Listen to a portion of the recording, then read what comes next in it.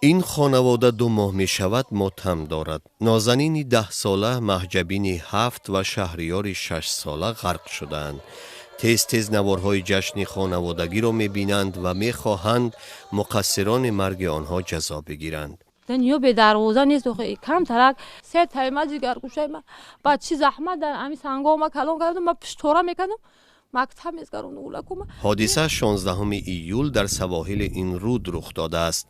3 طفل به گفت والدین از کنار این حوض آب که راه دیه در پهلوی آن است میگذشتند. از اینجا راهسازان شغل میکشاندند و حوض چقر به وجود آمده بود. حالا ما جایهای هموار شده آن را بعد حادثه میبینیم. همین راهی هم اهالیه.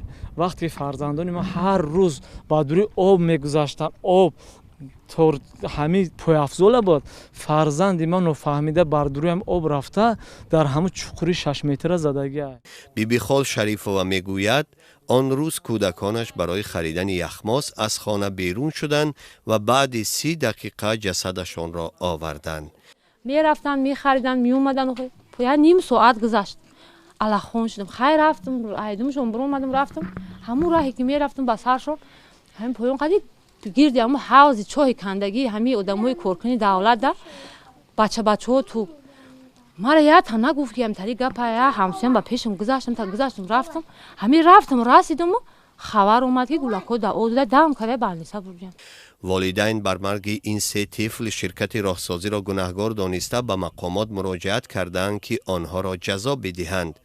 اومده با من چی میگه خواهی 20,000 سومونی میتیم نه خواهی دیگه نه. من گفتم برادرو من نه سومتون در کاره نه خودتون مرا فرزندم خود بود که $100,000 برای فرزندی مرا زنده کنیم من به شما 300,000 سومون قرض قول ای وزیرو میکنم میتم من ده 20,000 سومون شما هم در کنید پول تونم. دادستانی ناحیه تیمور ملیک حادثه را تحقیق کرده مکتوب فرستاده است که به سبب نبودن عامل‌های جنایی پرونده باز نکرده است. والدین به این خلاصه مقامات راضی نیستند. قرار شما رد کرده شد یگان کس گناهکار کردنی نیستم. وقتی که من همین کارشون رو دیدم پیشم میرم میگم برادر این چه خیلی حادثه نه خلق فایرو نه چه خیلی قرار رد میکنی همین قطعیت گام نمیده. ساکنان دهه قرقمیش میگویند 10 مراتبه از خطرزا بودن چقری ها به مقامات شکایت کردند ولی کسی به دادشان نرسید. این احوال مثال دهه ما را نگاه کنید که تا چی قدر نگاه کنین همین تریتوریای سنگو و همه جوشا کندگی هم.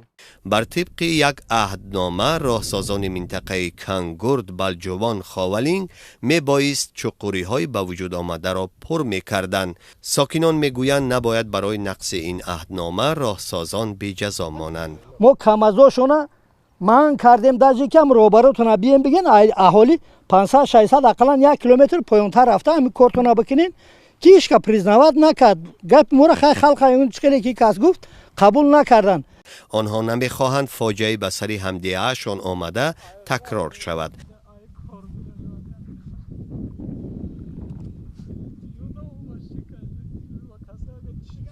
هنوز هم بعضی قطعه ها را در حدود دهه قرقمیش مردم ناامن می حسابند.